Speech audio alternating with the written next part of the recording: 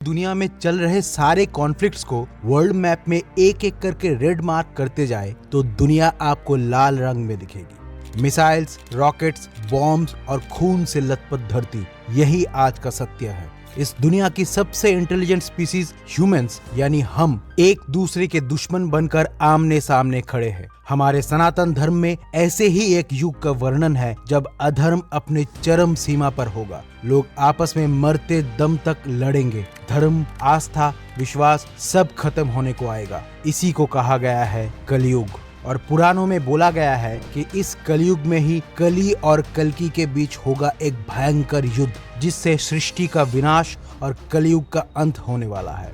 आज एक बटन दबाने से हजारों न्यूक्लियर बॉम्ब्स कुछ ही सेकंड्स में धरती को खत्म कर सकते हैं। मतलब हम अपने उस अंत से चंद ही सेकंड्स दूरी में हैं। तो क्या कलयुग में मनुष्य धीरे धीरे अपनी विनाश की ओर बढ़ रहा है? क्या कलयुग का अंत आ चुका है? और क्या जल्द ही कल्कि अवतार का जन्म होने वाला है? आज के इस वीडियो में कोशिश करेंगे जवाब ढूंढने की ऐसे ही कुछ मुश्किल सवालों का। नमस्कार दोस्तों, मैं हूं रजत आपके साथ। So without any further edu, let's find out the truth.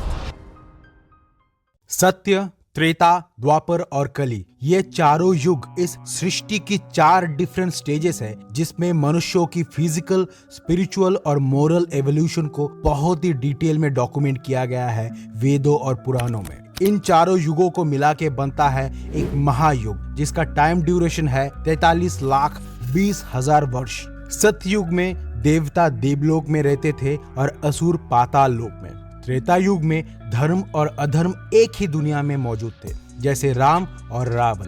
द्वापर युग में धर्म और अधर्म एक ही परिवार में दिखने लगा, जैसे पांडव और कौरव। वहीं कलयुग में धर्म और अधर्म एक ही मनुष्य के अंदर ही दिखाई देता है। इसका मतलब जैसे जैसे काल चक्र आगे घूमता गया, मनुष्य अपनी धर्म के मार्ग से थोड़ा थोड़ा दूर होता गया और उसके अंदर काम, क्रोध, लोभ, हिंसा जैसे अधार्मिक लक्षण बढ़ता गया। साथ ही उनकी आयु और लंबाई भी कम होती गई।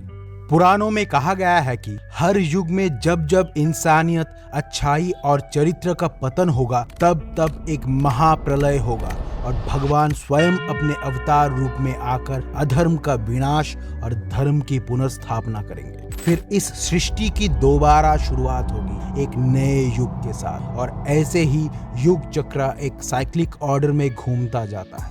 जैसे सत्ययुग के बाद त्रेता युग, उसके बाद द्वापर और फिर कलयुग आता है, देन अगेन ये ऑर्डर कलयुग से रिवर्स में रिपीट होता है। मतलब कलयुग के बाद द्वापर, फिर त्रेता, उसके बाद सत्ययुग फिर से आता है और एक महायुग कंप्लीट होता है। अगर बात करें इंपॉर्टेंट इवेंट्स की, तो सत्ययुग को छोड़ के त्रेता, द्वापर और खासकर कलयुग को समझना हमारे लिए बहुत जरूरी बन जाता है, क्योंकि इससे हमको पता चलता है कि हम अभी तक अपने धर्म के रास्ते से धीरे धीरे करके कितना दूर भटक चुके हैं। पुराणों में जो वर्णन दिया गया है उसके साथ आज के समाज में कितना सिमिलरिटीज है, ताकि हम आने वाला कल का अंदाजा लगा पाए। त्रेता युग में मनुष्य थोड़ा स्वार्थी हुआ और उसे ईर्ष्या और द्वेष जैसे अवगुण मनुष्यों में जागने लगा, लेकिन अधर्म की मात्रा फिर भी कम थी। इसी युग में रावण वध के बाद श्री राम अयोध्या लौटकर राम राज्य की स्थापना की थी और कुछ सालों बाद जब वो वैकुंठ धाम लौट गए थे, तब त्रेता युग की समाप्ति हो गई और उसके बाद शुरू हुआ कालखंड का तीसरा युग यानी द्वापर युग। इसी युग से मनुष्य की चरित्र का पतन शुरू हो जाता है। दूसरों की संपत्ति, धन और यहाँ तक कि स्त्री पे बुरी नजर डालने जैसा कुकृत्य भी मनुष्य करने लगता है। द्वापर युग में मनुष्य जाति के 4 वर्ण ब्राह्मण, क्षत्रिय, वैश्य और शूद्र का भेदभाव भी अपने चरम पर था। इसी युग में महाभारत की लड़ाई भी लड़ी गई थी और एक बार फिर से भगवान ने अपने श्री कृष्ण अवतार में आके सृष्टि में धर्म की पुनर्प्रतिष्ठा की। लेकिन इसके बाद गांधारी के श्राप से जब भगवान श्री कृष्ण की मृत्यु हुई थी, तब शुरुआत हुई कलयुग की। कलयुग की आयु 4,32,000 साल है और अभी सिर्फ 5,125 साल ही बीते हैं। मतलब अभी भी 4,26,875 साल बचे हुए हैं। कलयुग में मनुष्यों का चरित्र कैसा होगा, पुराणों में इसका डिटेल्ड डिस्क्रिप्शन मिलता है। जैसे ब्राह्मण वेदों का पाठ नहीं करेंगे, क्षत्रिय प्रजा की रक्षा नहीं करेंगे और चोर प्रवृत्ति के लोग शासन करेंगे। हिंसा, लोभ, मोह, काम, क्रोध, वासना, द्वेष, माता पिता का त्याग, स्त्री अपराध, जीव हत्या, तामसिक भोजन जैसे अधर्म इस समाज पे पूरी तरह से हावी हो चुका होगा। और आज कुछ ऐसे ही होता हुआ देख भी रहे हैं हम हमारे आसपास। लेकिन पुराणों में ये भी कहा गया है कि हर युग की तरह कलयुग में भी अधर्म का विनाश और धर्म का पुनर्स्थापना करने भगवान विष्णु अपने 10वें अवतार यानी कल्कि अवतार के रूप में धरती पर अवतारित होंगे। तो कौन है ये कल्कि अवतार?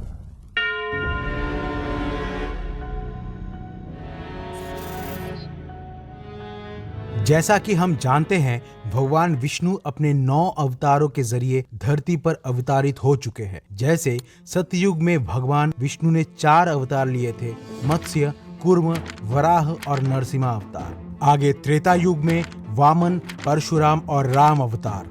द्वापर युग में श्री कृष्ण और बुद्ध अवतार एवं कलयुग में होगा कल्कि अवतार।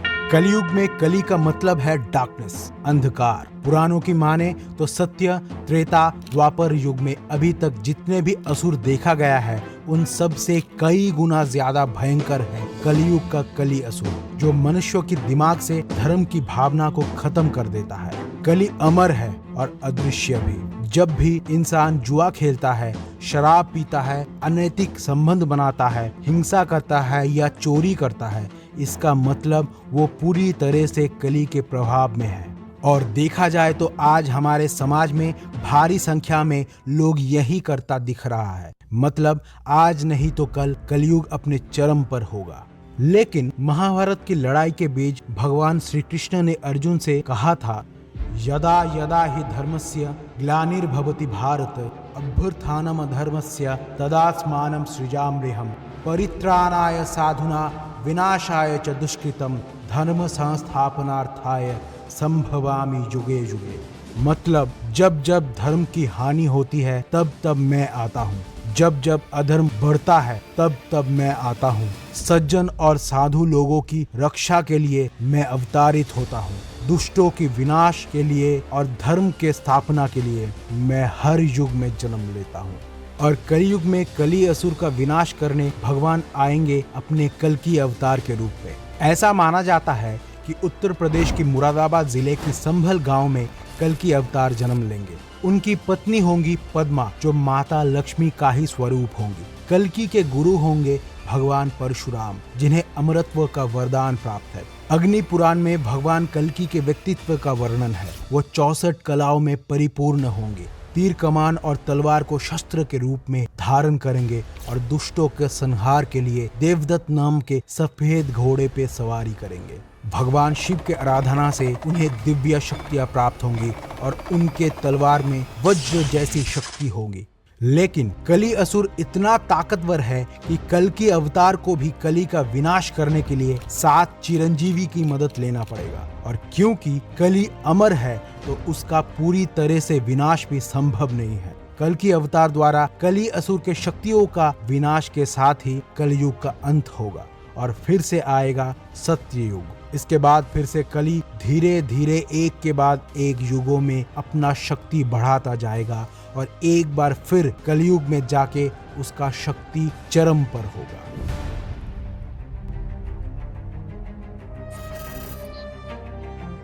अगर रिसेंट कॉन्टेक्स्ट में देखा जाए तो लगता तो यही है कि हम घोर कलयुग में जी रहे हैं और दिए गए विवरण के अनुसार ही दुनिया अभी बहुत ज्यादा अशांत हो चुकी है। जैसे दुनिया पर अपनी सत्ता कायम, ताकत का वर्चस्व के चलते जब वर्ल्ड वॉर 1 लड़ा गया था तो इस लड़ाई से लगभग 4 करोड़ लोग मारे गए थे। वहीं वर्ल्ड वॉर 2 में 7.5 करोड़ लोगों की जान गई थी। 9/11 के बाद से जब यूएसए ने अफगानिस्तान में वॉर ऑन टेरर डिक्लेयर किया, तब से इस लड़ाई पे भी करीब लाखों की संख्या में लोग मारे गए हैं। वहीं अफ्रीकन टेररिस्ट ग्रुप बोको हरम, जो अफ्रीका में सलाफी इस्लामिस्ट स्टेट बनाना चाहता है, उसने 2002 से अब तक 50,000 से ज्यादा लोगों को मौत के घाट उतार चुका है और 25 लाख लोग इनकी खौफ से डिस्प्लेस्ड हो चुके। जिक्र करूं रशिया यूक्रेन वॉर की, तो रशिया के यूक्रेन पे आक्रमण से लगभग 11,000 लोगों की जान गई है और लगभग 20,000 लोग घायल हुए हैं। इसके अलावा भी Israel Palestine war, ISIS attack, India Pakistan war जैसे कई सारे जंग चल रहे हैं या लड़े जा चुके हैं रिसेंट टाइम्स में।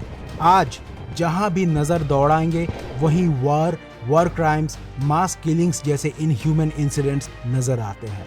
रशिया आए दिन न्यूक्लियर वॉर की धमकी देता रहता है और US, Russia, France, China, UK, Pakistan, India, Israel और नॉर्थ कोरिया के पास इन टोटल लगभग 13,000 न्यूक्लियर वेपन्स है।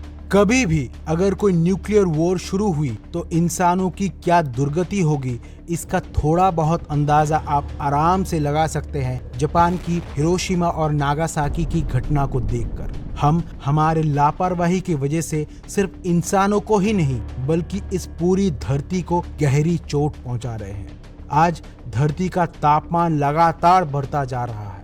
कई प्रजाति के जीव विलुप्त हो चुके हैं। पेड़ पौधे बेहिसाबी से काट दिए जाते हैं। मौसम भी बदलता जा रहा है।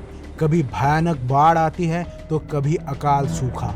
रोज की खबरों में हत्या, डकैती, हिंसा, बलात्कार जैसी चीजें बहुत ही आम हो चुकी है। और हैरानी की बात यह है कि इस सब से हमें अब ज्यादा कुछ फर्क भी नहीं पड़ता। ऐसा लगता है कि इस धरती को ही हम नर्क बनाने चल पड़े हैं। तो ये घोर कली नहीं तो क्या है? गरुड़ पुराण में इन अलग अलग पापों के लिए अलग अलग सजाएं लिखी, तो अभी भी कलयुग के करीब 4.5 लाख साल बचे हुए हैं। लेकिन हालत ऐसी हो रखी है कि हम कल्कि अवतार के दहलीज पे खड़े हुए हैं। और काल चक्र का जो नियम है वो तो होगा ही, लेकिन इस चक्र से हमारी मुक्ति के लिए एकमात्र रास्ता है हमारे अच्छे कर्म। ये हमारी जिम्मेदारी है कि कली की माया से अपने आप को दूर रखना। उम्मीद यही है कि इस काम में हम सब कामयाब होंगे। क्यों होंगे ना? बताइएगा कमेंट।